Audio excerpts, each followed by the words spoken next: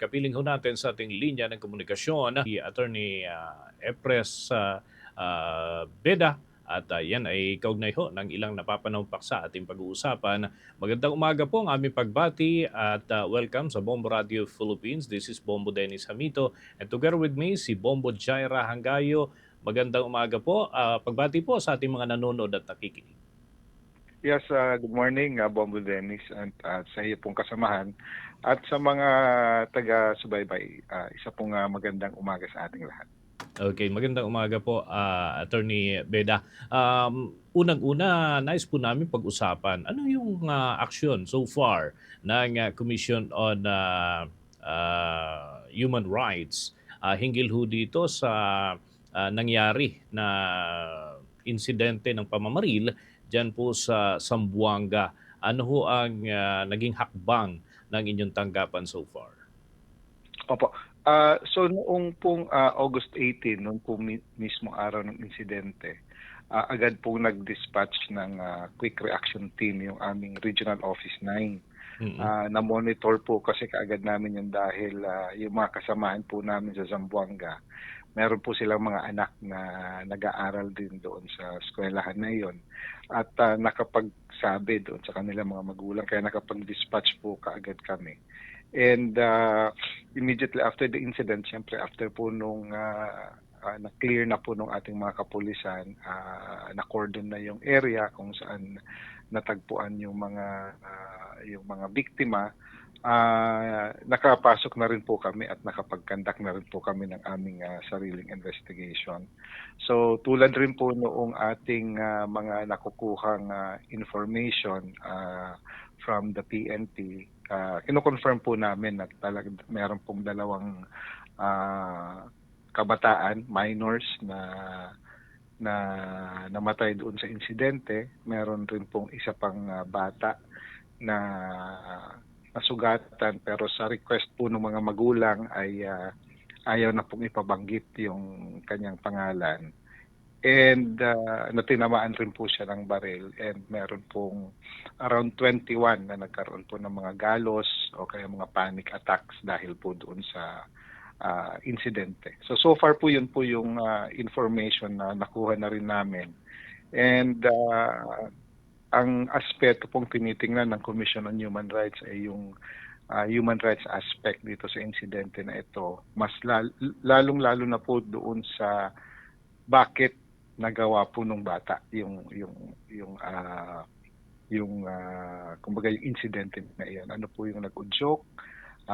Bakit po siya nagkaroon ng access doon sa baril na napag-alaman namin na issued yung isa sa father niya mismo, at yung isa naman ay personal na pagmamayari na nung magulang. Kasi ang sa amin po ay kailangan tingnan yung mga anggulo na yon dahil makukuha po natin yung kabuuan.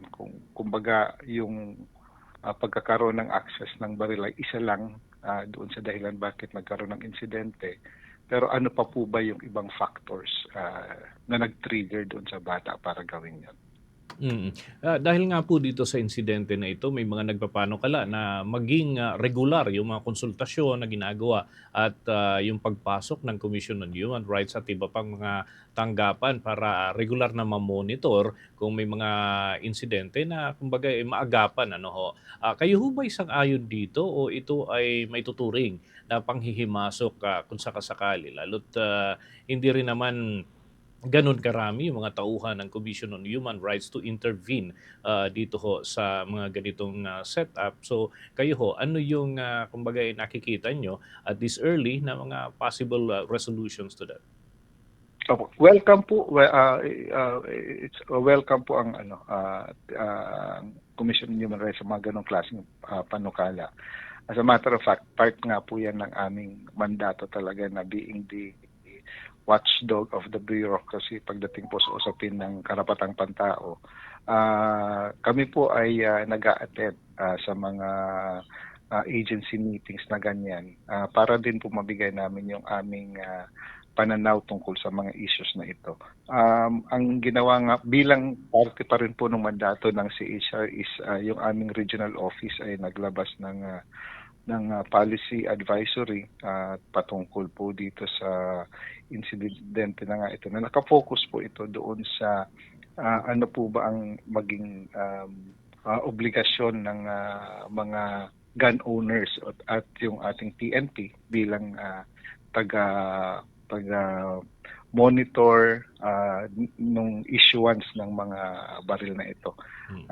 Pinapanukala nga po namin na dapat bagamat nire-require na po noong batas na nagre-regulate ng firearms na dapat ang mga aplikante ng baril ay merong vault sa kanila, pero wala pong follow up na talaga po bang may vault na ano. Kasi ang sa amin ay dapat talaga hindi magkaroon ng access yung mga bata or yung mga minors sa mga baril, and dapat po kasi kung ma-access po yan ng mga bata ay maituturing po itong kapabayaan on the part of the gun owner, whether it's the parents or kaya yung kanilang mga guardians or relatives.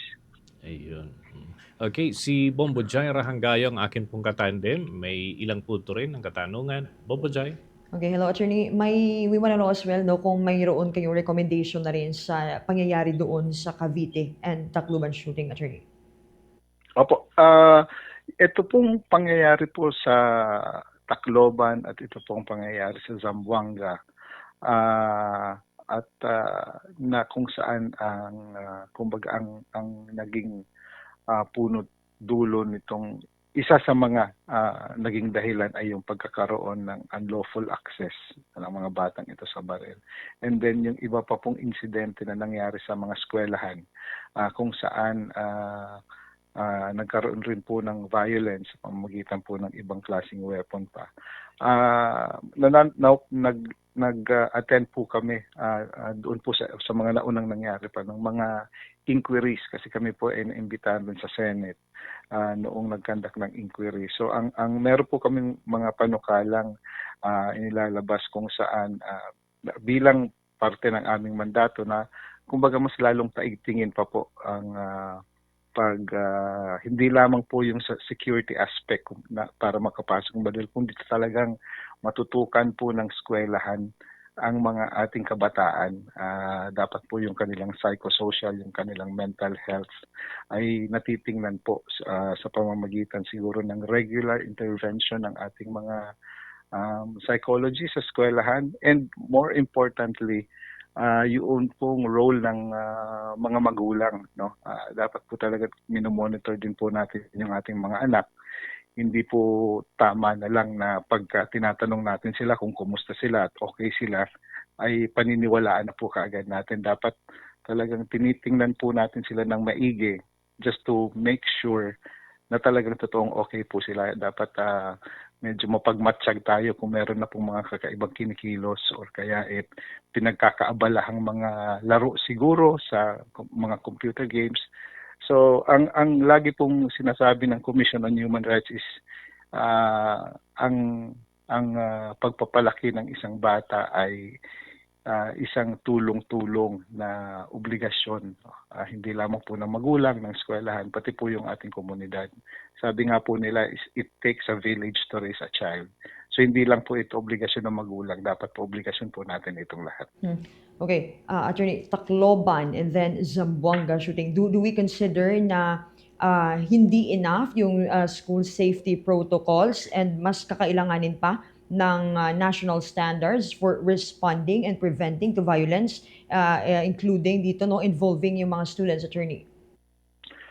Mas lalo pong paigtingin yung security check. Kahapon po nagmo-monitor po ako sa balita, specifically po itong sa Zamboanga. Meron naman pong mga guards sa labas na chine-check yung mga bag ng estudyante. Pero kapag po yung mga estudyante ay inihatid sa loob ng campus na gamit ang sasakyan, hindi na po nila na-check pagbaba kasi dumidiretso na sa mga classrooms. So ang mas maganda po siguro nito ay per building ang checking ng ating mga security guards at talagang tingnan ng maigi yung kanilang mga gamit. Ang isa rin po sa gusto namin ipanukala sana ay meron pong regular na, kumbaga i-incorporate po sa ng DepEd na meron pong regular na, hindi po necessarily na pagtuturo sa mga bata kung paano gamitin yung baril, kung di po yung epekto nito, kung halimbawang ito'y kanilang pinaglalaroan o kaya ay kinukuha or unlawfully kung saan man ito nakatago sa kanilang mga bahay. Isa po yun sa mga pinapanukala. Kasi tandaan po natin, ang eskwelahan ay kino-consider po natin na zones of peace. So dapat po siguro ay merong guidance mula sa eskwelahan ng mga kung ano po ang tamang paggamit, tamang safekeeping nitong mga baril na po ito sa tahanan. Reminder po sa mga magulang. Thank you so much, Attorney. Bongo Danis. Okay, with that, thank you so much, Commissioner, sa mga butil ng impormasyon niyo pong naibahagi sa ating mga taga-subaybay ngayong araw po na ito. Maraming salamat po sa pagkakataon na ito. Magandang umaga po sa ating lahat.